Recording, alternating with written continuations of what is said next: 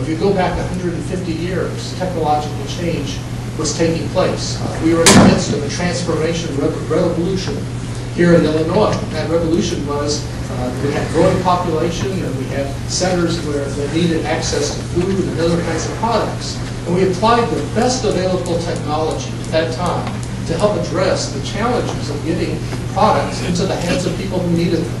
And what was that technology? That technology was the shovel. Okay, we were digging rivers called canals in order to enable products to go from one part of our state to another. And many of us have had the opportunity to go on bike paths by many of these canals, which is primarily their principal function right now. It's an attractive thing that people can hike along or ride a bicycle along. But the reality is that the technology that was available at that time was the shovel.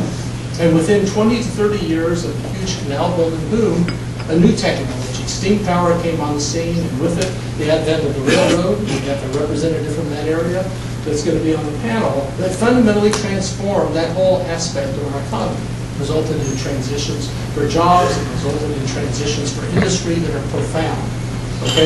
So technology creates and it destroys. It creates opportunities for growth. It creates opportunities for new ways in which people can live satisfying and useful lives. But it also means that some of the ways that people have been employed in the past, some of the types of enterprises that were active, no longer remain viable.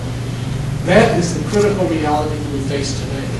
For many, many years, we had an economy that was based in large part upon growth in fossil fuel-based technologies, in an environment in which we did not fully understand the implications of the use of those technologies, as well as, obviously, the impact that those technologies would have, not just short-term, but long-term on our environment. Okay? I am not in the camp that believes that we're going to run out of fossil fuels. Okay? I will say that to begin with. But that has nothing to do with the need for us to make a transition away from a fossil fuel-based economy to one that is fundamentally based, in technologies that are environmentally friendly. One of the first jobs I had when I was working on my PhD was at the University of Texas, doing research on dry wells and oil exploration. And I read a research study in 1965 that said that basically we would run out of oil in 1990. That was it. It was all identified, all the oil was going to be gone, and then we'd have to make a transition to something else. Obviously, that prediction did not come to pass. Okay, so the challenge here is that the technologies that we know of today, that are the technologies that are driving us to make some fundamental decisions, may not be the technologies of the future. Those technologies are constantly changing.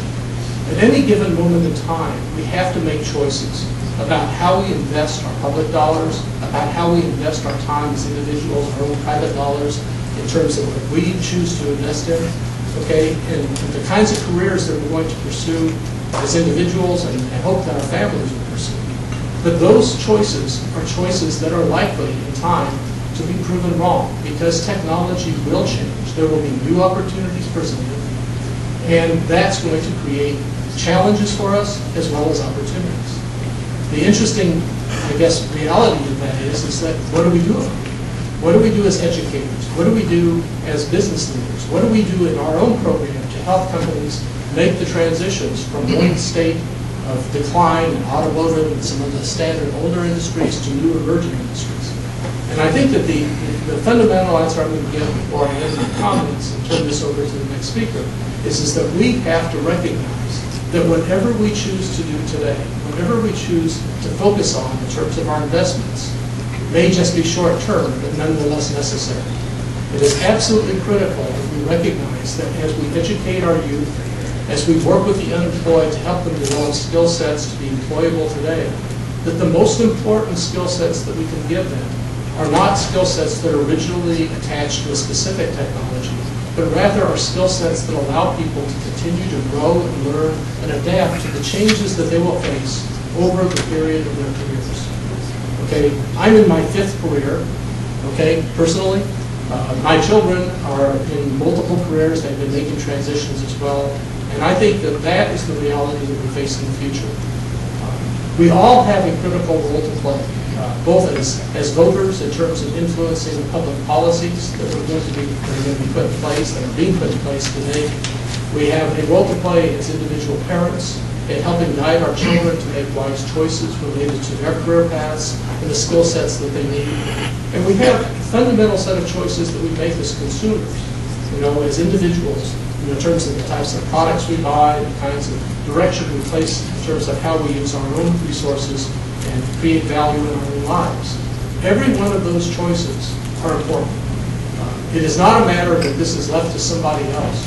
Every single one of us, by the choices that we make, have an influence on helping create that future that we need for our economy to not only recover from the current recession, but to be able to make the transitions that new and emerging technologies will make possible in the future.